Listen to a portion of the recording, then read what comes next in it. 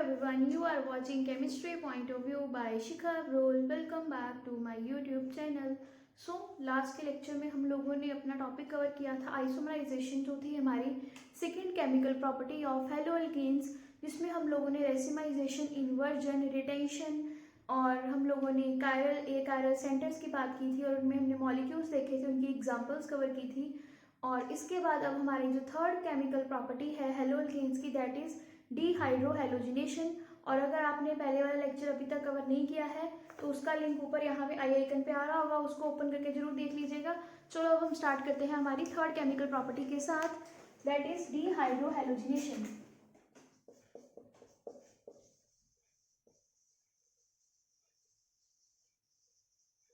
आप लोगों को रिएक्शन के टाइप से या फिर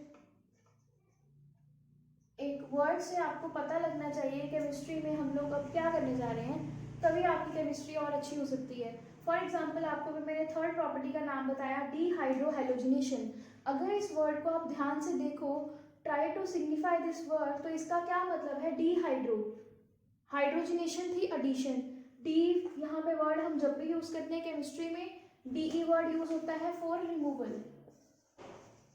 तो डीहाइड्रोहेलोजिनेशन मतलब removal of hydrogen, and then halogen word भी है तो removal of hydrogen and halogen, तो इसको हम बोलेंगे dehydrohalogenation, removal of hydrogen and halogen. So when alkyl halide having beta hydrogen, ये वर्ड है beta, is treated with alcoholic KOH, मतलब अल्कोहल की प्रेजेंस में potassium hydroxide, a molecule of HX where X is halogen is lost forming an alkene, तो हमारे पास क्या बनती है? Alkene. This process is called as a dehydrohalogenation. This reaction is called so as because of removal of hydrogen and halogen takes place here, and the other name for this reaction is beta elimination, because beta hydrogen is lost from the reactant। तो अगर इसको मैं simplify वे में बताऊं आपको, तो simplified form में हमने ये लिखा है कि डीहाइड्रोहेलोजिनेशन तब होती है जब हमारे पास बीटा हाइड्रोजन रिमूव होता है in the presence of alcoholic KOH और हमारे पास HX मॉलिक्यूल रिमूव होगा और प्रोडक्ट बनेगा एल्कीन। तो हम देखें इसकी रिएक्शन कैसे ये प्रोडक्ट फॉर्मेशन होगी। Write down the structure of chloroethane.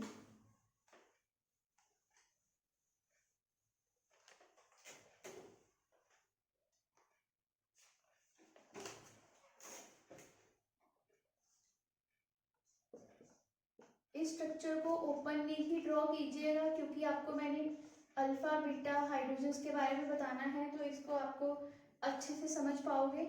हमारे पास एक ये रिएक्टेंट है, that is your chloroethane. First position पे क्लोरीन है और 2 कार्बन है तो इथेन आ गया, राइट।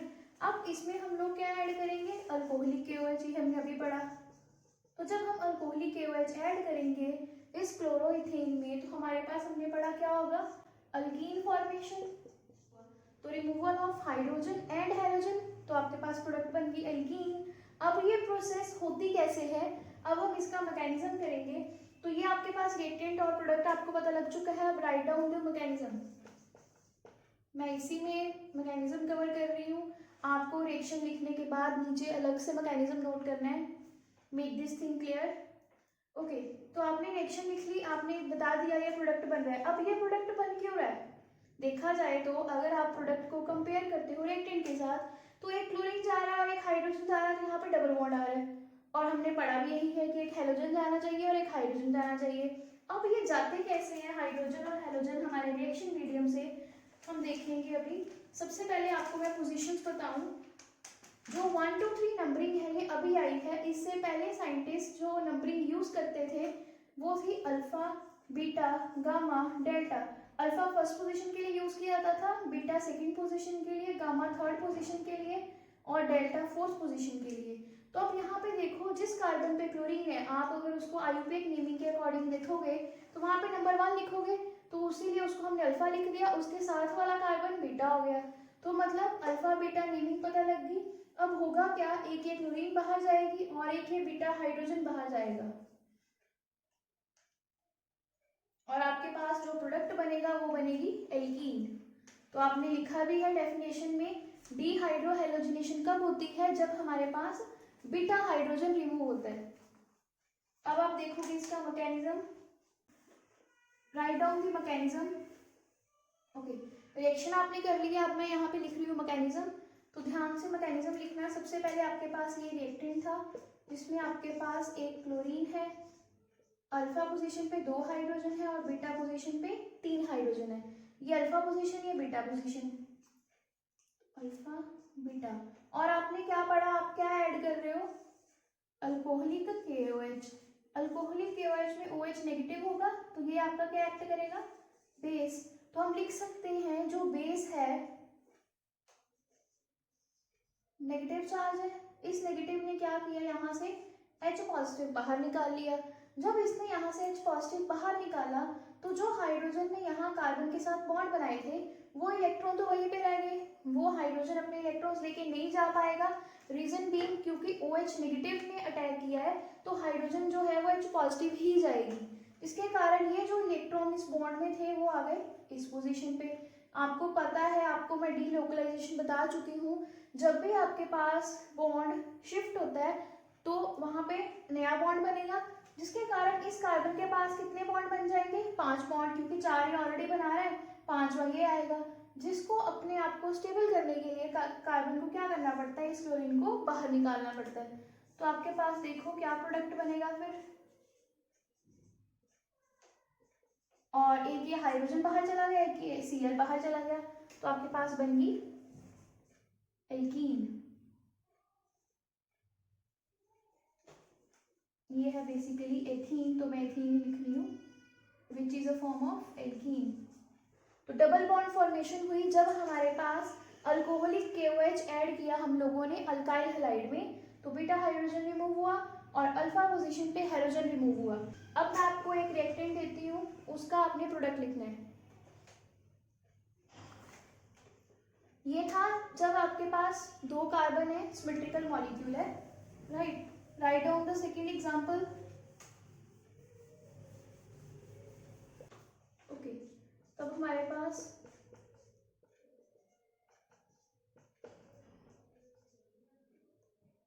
कार्बन है और यहाँ पे ब्रोमीन है और यहाँ पे हमने अल्कोहलिक KOH ऐड कर दिया। प्रोडक्ट क्या बनेगा, यहाँ पे हमारे पास जो प्रोडक्ट बनेगा, देखो हाइड्रोजन वहां से निकालना है जो बीटा हाइड्रोजन है। बहुत से बच्चे क्या करते हैं, यहाँ पे डबल बॉन्ड बना देते हैं कि यहाँ से हमने हाइड्रोजन निकाल दिया। जिस पोजीशन पे ब्रोमीन अटैच है, जिस पोजीशन पे हेलोजन अटैच है, वो आपका आएगा अल्फा हाइड्रोजन, उसके साथ वाला कार्बन क्या होगा, बीटा कार्बन, तो उसका हाइड्रोजन बीटा हाइड्रोजन। तो आपको कौन सा हाइड्रोजन रिमूव करना है, बीटा हाइड्रोजन। सबसे पहले बीटा हाइड्रोजन रिमूव होता है, उसके बाद आपके पास ब्रोमीन बाहर जाएगा या फिर हाइड्रोजन रिमूव होगा। तो आप देख सकते हो बेस आएगा OH नेगेटिव, OH नेगेटिव क्या करेगा, यहाँ से H पॉजिटिव बाहर निकाल लेगा, जिसके कारण ये बॉन्ड यहाँ पे शिफ्ट होगा, ये ब्रोमीन बाहर जाएगा, तो आपके पास ये चीज बनेगी। साथ यहाँ पे हम KBr बन रहा है और यहाँ पे H2O, क्योंकि हम लोग KOH ले रहे हैं तो हमारा प्रोडक्ट जो है वो ये बनेगा। और इससे पहले वाली रिएक्शन में भी आप लिख लेना, एक आपके पास प्रोडक्ट बना था KCl और वाटर। रीजन इज क्योंकि जो H पॉजिटिव था वो तो OH के साथ चला गया, तो वो तो पहले ही वाटर बना देगा, उसके बाद आपके पास ये प्रोडक्ट बना। उसके बाद अब थर्ड एग्जाम्पल है एग्जाम्पल 3, साइक्लोहेक्सेन। तो आपको पता है यहाँ पे हर पोजीशन पे हमारे पास क्या होगा, हाइड्रोजन। तो आप देखो यहाँ पे अल्फा पोजीशन कौन सी है और बीटा पोजीशन कौन सी है, ये अल्फा पोजीशन, ये बीटा पोजीशन, तो यहाँ से Br जाएगा और यहाँ से H जाएगा। तो जब आपके पास जो बेस है नेगेटिव, वो जब H पॉजिटिव को बाहर निकालेगा तो ये बॉन्ड यहाँ जाएगा और ये जो कार्बन है इस ब्रोमीन को बाहर निकाल देगा। तो आपके पास क्या होगा, इस रिंग में एक डबल बॉन्ड आ गया और बाकी सारी पोजीशंस वैसे ही फिल्ड हैं हाइड्रोजन से।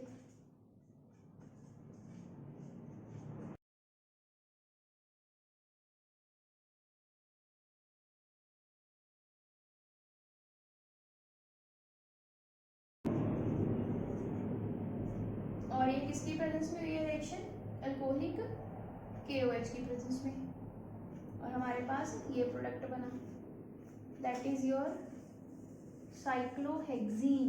डबल बॉन्ड आ गया साइक्लोहेक्सेन में, एंड रिएक्टेंट जो बाद में वापस प्रोडक्ट के फॉर्म में आया, एक KBr और एक वाटर।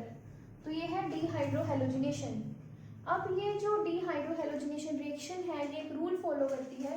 अब हम उस रूल को स्टडी करेंगे, क्योंकि अभी तक आपको मैंने जितने भी 3 एग्जांपल्स करवाई हैं उनमें आपको पता था सिंपली एक ही प्रोडक्ट बन सकता है, बिकॉज बीटा कार्बन एक ही था और पॉसिबिलिटी वही थी कि वहीं से हाइड्रोजन जाएगा, और अल्फा पोजीशन पे तो हाइड्रोजन जाएगा, तो कोई प्रॉब्लम नहीं थी। अब हम देखेंगे हमारे पास जब पोजीशंस चेंज होंगी तब हमारे पास कौन सा हाइड्रोजन रिमूव होगा उसको हम कैसे डिसाइड करते हैं। तो अब हम देखेंगे हमारे पास एक ही रिएक्टेंट में दो बीटा हाइड्रोजन है, तो अब हमारे लिए डिसाइड करना मुश्किल हो जाएगा अगर हमें कोई रूल ना दिया हो कि कौन सा प्रोडक्ट बनाए।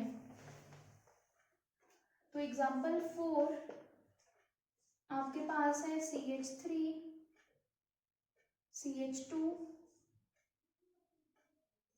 CHCl CH3, ये है रिएक्टेंट और इसमें आप लोग ऐड करोगे KOH अल्कोहलिक।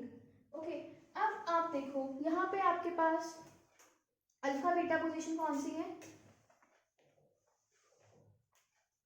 जिस कार्बन पे क्लोरीन होता है वो कौन सी पोजीशन होती है, अल्फा पोजीशन। तो ये है आपकी अल्फा पोजीशन। इस कार्बन के साथ वाला कार्बन क्या होगा, बीटा। अब इस कार्बन के दोनों साइड एक एक कार्बन है, ये वाला कार्बन भी बीटा है और ये वाला कार्बन भी बीटा है। तो देख लो अब आपके पास 2 पॉसिबिलिटीज आ गई हैं।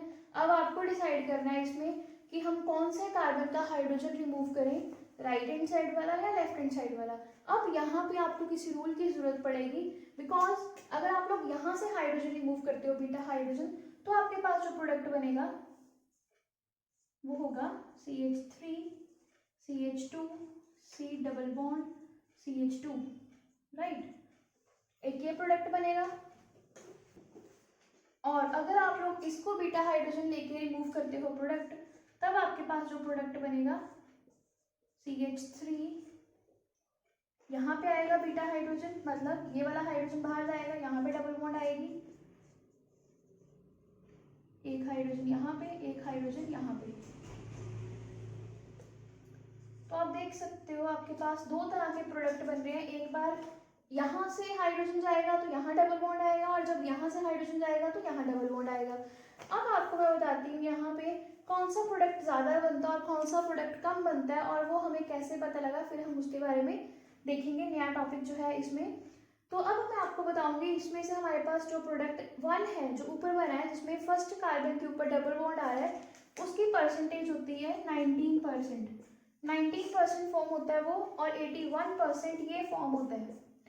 अब ऐसा क्यों, अगर आप लोग इसका नाम लिखते हो तो ये क्या रहेगा, ब्यूटीन, सिंपल, क्योंकि फर्स्ट पोजीशन पे डबल बॉन्ड है और यहाँ पे सेकंड पोजीशन पे डबल बॉन्ड है, तो इसका नाम क्या आएगा, ब्यूट-टू-ईन। ये चीज क्लियर है। अब ये वाला जो है ये ज्यादा क्यों बन रहा है, ये हमें कैसे पता लगा, तो ये हमें पता लगा था स्टेसिफ रूल से।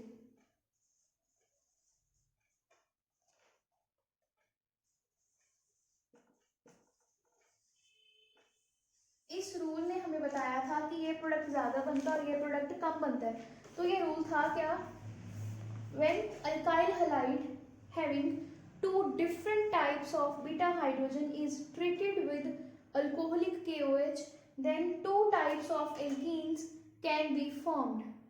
That alkene is the major product which is more substituted. तो जो ज्यादा सब्स्टिट्यूटेड होगी वो ज्यादा बनेगी।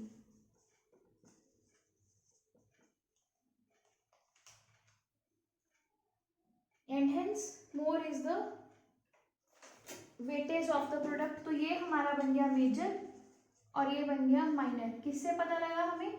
स्टेटिक रूप से पता लगा। अब है बात मोर सब्स्टिट्यूशन की। ये क्या बोल दिया मैम ने? मोर सब्स्टिट्यूट क्या है? तो मोर सब्स्टिट्यूटेड क्या होता है? वो पोजीशन डबल बॉन्ड की जो कार्बन डबल बॉन्ड में इन्वॉल्व है उनके साथ और कितने कार्बन्स लगे हैं या और कितने ग्रुप्स लगे हैं, उसको बोलते हैं मोर सब्स्टिट्यूटेड। सब्स्टिट्यूशन मीन सब्सटेंट कितने हैं। जिस कार्बन के साथ ज़्यादा सब्सटेंट होंगे, अगर दोनों साइड इक्वल शेयरिंग होगी और ज़्यादा सब्स्टिट्यूशन होगी तो वो स्टेबल प्रोडक्ट होता है।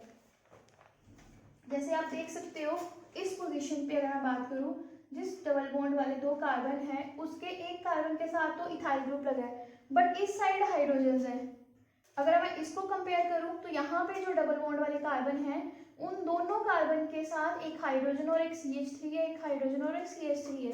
इसके कारण जो ये वाला प्रोडक्ट है ये ज़्यादा सब्स्टिट्यूटेड है। This is the reason, this is the major product and this is the minor product. Because यहाँ पे डबल बॉन्ड के साथ जो कार्बन है वो लेस सब्स्टिट्यूटेड है, उन पे ज़्यादा सब्स्टिट्यूशन नहीं है। इस पे सिर्फ 2 ही हाइड्रोजन है, बट इस कार्बन पे एक हाइड्रोजन एक CH3 ग्रुप है, तो CH3 में मतलब 3 हाइड्रोजन भी आ रहे हैं, तो ज़्यादा सब्सटेंट इस वाले प्रोडक्ट में है और कम सब्सटेंट इस वाले प्रोडक्ट में है। So this is the reason, this is the major product. I hope आपको पता लग गया होगा यहाँ पे प्रोडक्ट फॉर्मेशन के बारे में।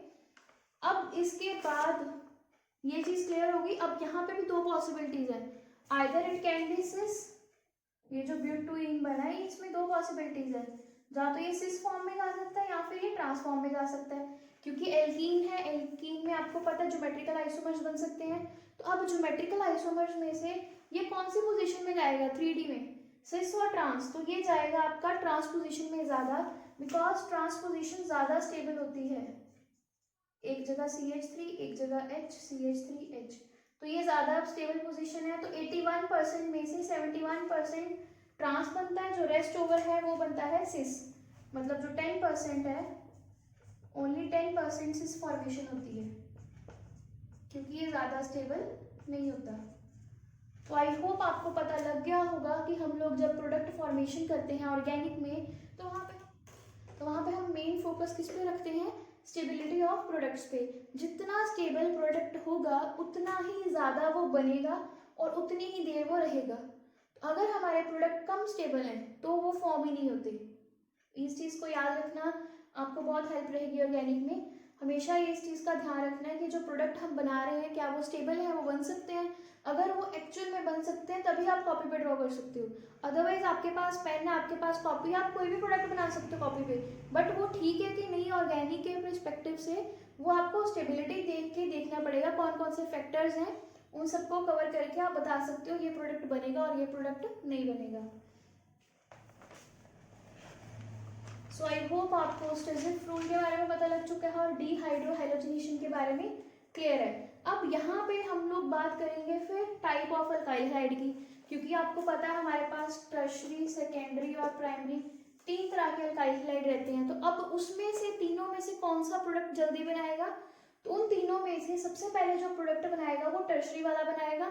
बिल्कुल सेम वैसा ही ऑर्डर है जैसा हम लोग बोलते हैं कार्बोकेटाइंस के लिए था, बिकॉज जो टर्शरी कार्बोकेटाइन है वो जल्दी बनता है, जिसके कारण जो क्लीवेज है Cl की वो जल्दी होगी।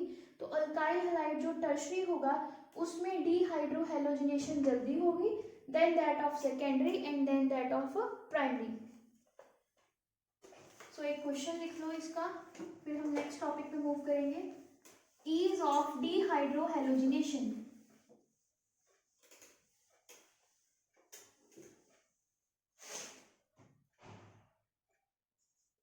मतलब कौन सा जो प्रोडक्ट फॉर्म है वो जल्दी करेगा? Tertiary, secondary, primary. Tertiary alkyl halide, secondary alkyl halide, primary alkyl halide. ये मैंने ऑर्डर लिख दिया है, इसका रीजन लिखिए। Tertiary alkyl halide on dehydrohalogenation gives disubstituted alkene, whereas secondary alkyl halide gives monosubstituted alkene and Primary alkyl halide gives unsubstituted alkene. So the stability order of alkene formed is disubstituted. यहाँ पे substitution ज़्यादा रहेगी. आप देख सकते हो कैसे इस कार्बन पे अगर 3 CH3 है तो आप देख सकते हो ये क्या है, एक टर्शियरी अल्काइल हैलाइड है. इसको मैं कंपेयर करती हूँ सेकेंडरी अल्काइल हैलाइड के साथ. ओके, तो ये अल्फा पोजीशन और ये भी बीटा पोजीशन और ये भी बीटा पोजीशन. अगर मैं यहाँ पे देखूँ तो यहाँ पे ये अल्फा पोजीशन, ये भी बीटा पोजीशन, ये भी बीटा पोजीशन और ये भी बीटा पोजीशन. तो यहाँ पे आपके पास 3 पॉसिबिलिटीज हैं, तीनों डायरेक्शन से जब आपके पास निकलेगा हाइड्रोजन तो आप देख सकते हो सब्स्टिट्यूशन के चांसेस ज़्यादा यहाँ पे होंगे, राइट. ये क्लोरीन जब बाहर जाएगा यहाँ पे डबल बॉन्ड बनेगा, यहाँ पे डबल बॉन्ड बनेगा, या फिर यहाँ पे डबल बॉन्ड बनेगा. तो यहाँ पे आप देख सकते हो जब H चला जाएगा बाहर, फॉर एग्जाम्पल मैं यहाँ से हाइड्रोजन रिमूव करती हूँ तो यहाँ पे डबल बॉन्ड आएगा, ऐसे ही बनेगा प्रोडक्ट. तो ये जो कार्बन है, this carbon is more substituted. अगर मैं यहाँ पे हाइड्रोजन रिमूव करती हूँ बीटा पोजीशन से तो ये तो अल्फा पोजीशन थी, यहाँ से क्लोरीन चला गया बाहर, तो यहाँ पे देखो यहाँ पे डबल बॉन्ड ये बना है. तो इसके कंपैरिजन में ये ज़्यादा सब्स्टिट्यूटेड है और ये कम सब्स्टिट्यूटेड है. और अगर आप लोग सिंपल एक ही कंपाउंड देखोगे, जैसे ये केस था, तो इसमें ये क्लोरीन बाहर जाएगा, ये alpha alkyl halide secondary alkyl halide है, ये अल्फा पोजीशन, ये बीटा पोजीशन. तो यहाँ पे आपके पास ये डबल बॉन्ड आएगा और ये हाइड्रोजन ऐसे ही रहेंगे और ये क्लोरीन बाहर चला गया. तो यहाँ पे क्या है, मोनो सब्स्टिट्यूशन है. यहाँ पे मोनो सब्स्टिट्यूशन है, जिस डबल बॉन्ड के साथ कार्बन वाले 2 डबल बॉन्ड है वहाँ पे एक CH3 है, यहाँ पे कोई CH3 नहीं है. और इस वाली कंडीशन में अगर बात करें तो हमारे पास ज़्यादा सब्स्टिट्यूशन है, जिसके कारण ये ज़्यादा हमारे पास स्टेबल प्रोडक्ट बनाएगा. जिस रीज़न के कारण ईज ऑफ जो प्रोडक्ट फॉर्मेशन है, जितनी जल्दी प्रोडक्ट बनेगा उतना ज़्यादा स्टेबल होता है. और ये जो चीज़ है हमारे पास, हम बोल सकते हैं यहाँ पे कि this is the faster product formation method. तो ईज ऑफ डीहाइड्रोहैलोजिनेशन की बात करें तो सबसे पहले टर्शियरी वाले पे होगी और इजीली होगी. यहाँ पे आप नीचे लिख सकते हो di substituted, mono substituted and unsubstituted. तो अनसब्स्टिट्यूटेड मतलब वहाँ पे कोई सब्स्टिट्यूशन नहीं है. सो ये था आपका थर्ड प्रॉपर्टी, डीहाइड्रोहैलोजिनेशन. आई होप आपको ये प्रॉपर्टी पता लग गई होगी. इन नेक्स्ट लेक्चर हम लोग नेक्स्ट प्रॉपर्टी कवर करेंगे. टिल देन रिवाइज दिस, और इसके कुछ क्वेश्चंस मैं आपको देती हूँ अभी इस लेक्चर में, उनको आपने सॉल्व करना है, जिससे पता लगेगा आप लोग जो रिएक्टेंट है वो कैसे देख रहे हो, उसमें अल्फा बीटा पोजीशंस को आप लोग चेक कर रहे हो या नहीं. Write down the question. Complete the following reactions.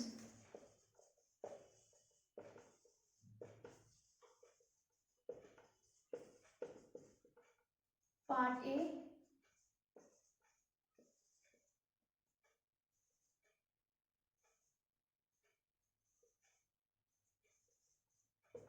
ये आपके पास रिएक्टेंट है और ये मैंने अल्कोहलिक KOH लिख दिया. तो आपको ये रिएक्शन कंप्लीट करनी है along with mechanism.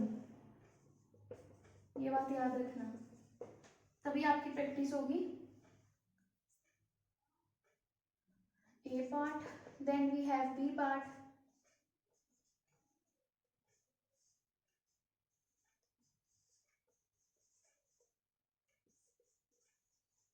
जितने प्रोडक्ट फॉर्म होते हैं वो सारे बनाना, स्टेबिलिटी चेक कर लेना.